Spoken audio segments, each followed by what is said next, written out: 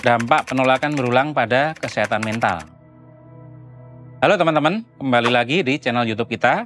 Bagi yang belum subscribe, jangan lupa klik subscribe lebih dulu ya. Kali ini kita akan bahas satu kondisi ya, mengenai kok sulit banget ya buat dapat kerjaan belakangan ini. Mungkin beberapa dari kita ada yang sudah lama lulus, tapi masih belum dapat pekerjaan sampai sekarang.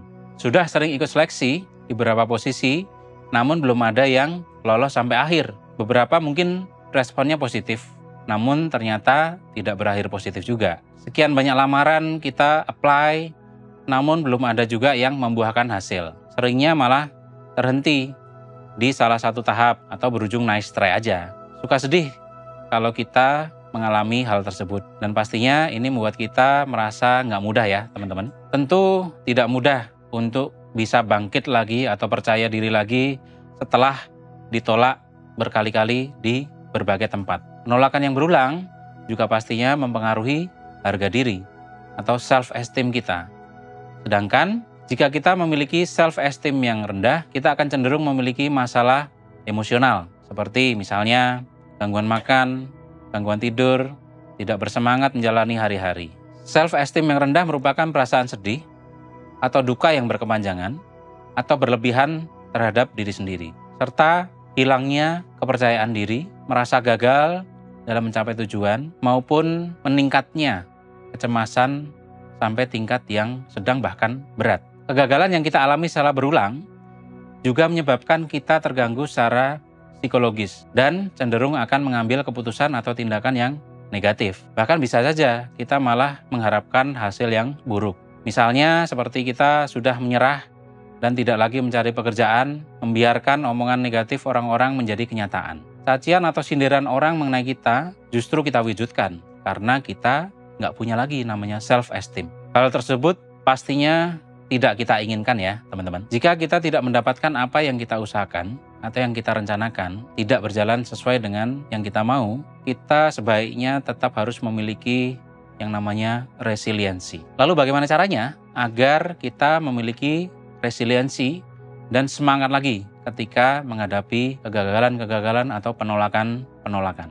Memahami pola pikir resilient dan bagaimana mengembalikan semangat setelah ditolak berkali-kali.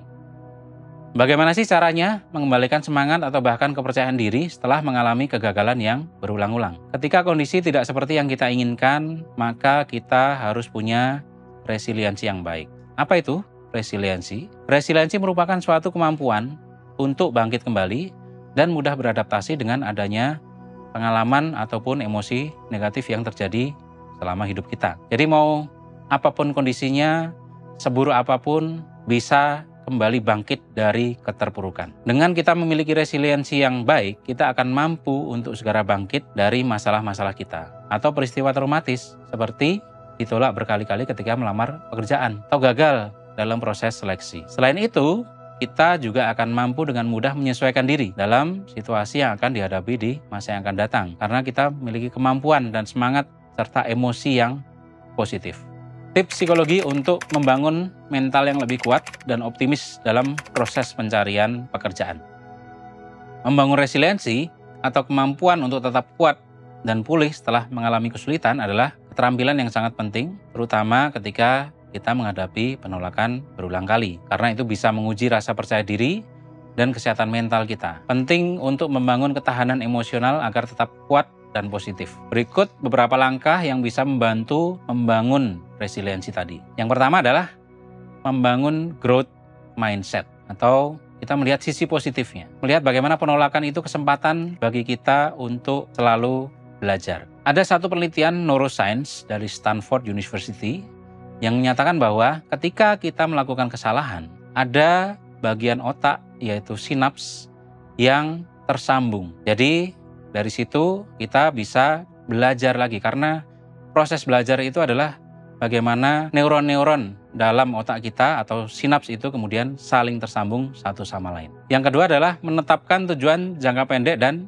jangka panjang. Kemudian yang ketiga adalah bagaimana kita kemudian menerapkan self-compassion, kita berbaik hati pada diri sendiri, kemudian fokus pada hal-hal yang bisa dikontrol, serta berpikir positif dan selalu bersyukur.